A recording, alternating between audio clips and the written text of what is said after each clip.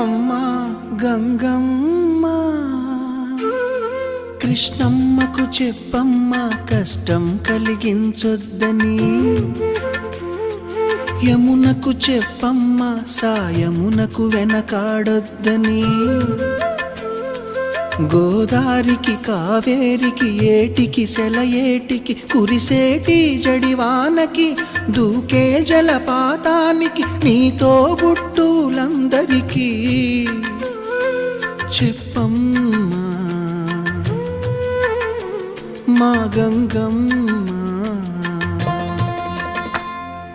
జీవనదివిగా ఒక మోక్షనిధివిగా పండ్లు పూలు పసుపుల